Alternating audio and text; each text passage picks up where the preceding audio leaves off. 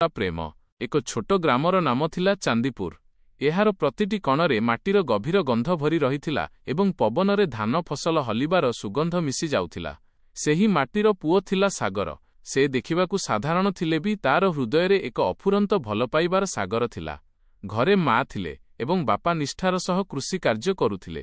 ସାଗର ଦିନବେଳା ପାଠପଢ଼ାରେ ମନ ଦେଉଥିଲା ଓ ସନ୍ଧ୍ୟା ଆସିଲେ ବାପାଙ୍କୁ କ୍ଷେତକାମରେ ସାହାଯ୍ୟ କରୁଥିଲା।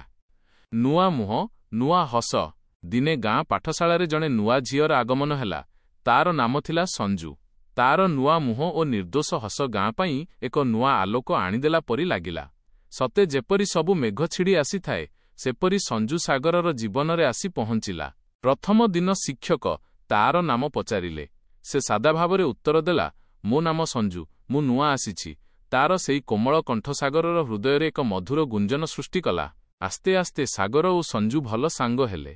ଦିନେ ଏକା ସାଥିରେ ପଢ଼ୁଥିବା ସମୟରେ ଅଚାନକ ସେମାନଙ୍କର ନଜରରେ ନଜର ମିଶିଗଲା। ସେହି ମୁହୂର୍ତ୍ତଟି ନୀରବ ଥିଲା, କିନ୍ତୁ ଭାବନାଗୁଡ଼ିକ ଅନେକ କଥା କହିଦେଲା। ଦିନେ ସଞ୍ଜୁ ସାଗରକୁ ପଚାରିଲା, ତୁମେ କାହିଁକି ସବୁବେଳେ ମୋତେ ଏମିତି ଚାହୁଁଥାଅ? ସାଗର ଧୀରେ ହସି ଉତ୍ତର ଦେଲା, କାରଣ ମୁଁ ଡରୁଛି ଯେ ତୁମେ କାଳେ ହସିବା ବନ୍ଦ କରିଦେବ। ସଞ୍ଜୁର ହସରେ ସେହି ମାଟି ମଧ୍ୟ ଆହୁରି ଉଜ୍ଜ୍ୱଳ ଦିଶିଲା। ସମାଜର କାନ୍ଥ ଦିନ ପରେ ଦିନ ଗଡ଼ିଲା ଏବଂ ସେମାନଙ୍କ ମଧ୍ୟରେ ଗଭୀର ପ୍ରେମର ଅନୁଭବ ଜନ୍ମିଲା। ଗାଁର ଚାଉଳ କ୍ଷେତ, ପୁରୁଣା ନଦୀଘାଟ ଏବଂ ଜହରାତିରେ ସେମାନଙ୍କର ଗୁପ୍ତ ମିଳନ ଏସବୁ ସେମାନଙ୍କ ପ୍ରେମର ସାକ୍ଷୀ ହୋଇ ରହିଲା। କିନ୍ତୁ ଗାଁର ଲୋକେ କଥା ହେଲେ, ସଞ୍ଜୁ ତ ଧନୀ ମହାପାତ୍ରଙ୍କ ଝିଅ, ସାଗର ହେଉଛି ଜଣେ ଗରିବ କୃଷକର ପୁଅ। ଏହି ସମ୍ପର୍କ କେବେ ସମ୍ଭବ ନୁହେଁ। ଏହି କଥା ସାଗରର ହୃଦୟକୁ ବହୁତ କଷ୍ଟ ଦେଲା, କିନ୍ତୁ ସେ ହାରିଲା ନାହିଁ। ସେ ନିଜ ଶିକ୍ଷା ଓ ପରିଶ୍ରମ ବଳରେ ନିଜକୁ ପ୍ରମାଣ କରିବାକୁ ସଂକଳ୍ପ କଲା। ସଞ୍ଜୁ ମଧ୍ୟ ସାଗର ସହିତ ଦୃଢ଼ ଭାବରେ ଠିଆ ହେଲା। ସେ ପ୍ରତିଜ୍ଞା କଲା, ସାଗର, ଯାହା ବି ହେଉ ପଛେ ମୁଁ ତୁମ ସାଥିରେ ରହିବି। ବିଚ୍ଛେଦର ଦୁଃଖ, କିନ୍ତୁ ଜୀବନ ସବୁବେଳେ ପ୍ରେମୀ ଯୁଗଳର ଇଚ୍ଛାରେ ଚାଲେ ନାହିଁ।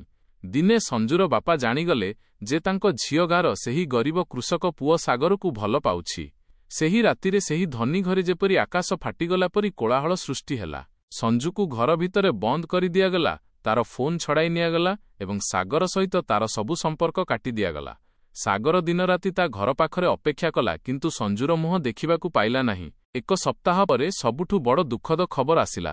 ସଞ୍ଜୁର ବିବାହ ଅନ୍ୟ ଜଣେ ଲୋକ ସହିତ ଠିକ୍ ହୋଇଯାଇଛି। ଏହା ଶୁଣି ସାଗର ଭାବିଲା ଯେପରି ତାର ଆଖିରୁ ଲୁହ ନୁହେଁ, ଆକାଶରୁ ବର୍ଷା ପଡ଼ୁଛି। ସେହି ରାତିରେ ସାଗର ନଦୀକୂଳକୁ ଗଲା। ସେ ଚନ୍ଦ୍ରକୁ ଚାହିଁ କହିଲା, ହେ ଚାନ୍ଦ, ତୁ ତା ପାଖକୁ ଯା। ତାକୁ କହିଦେ ଯେ ସାଗର ଆଜି ବି ଏଠାରେ ଅଛି ଆଉ ତାର ସେହି ସୁନ୍ଦର ହସକୁ ବହୁତ ମନେ ପକାଉଛି। ସେହି ଚାନ୍ଦ ତଳେ ଗୋଟିଏ ସୁନ୍ଦର ପ୍ରେମ କାହାଣୀର ଶେଷ ହେଲା।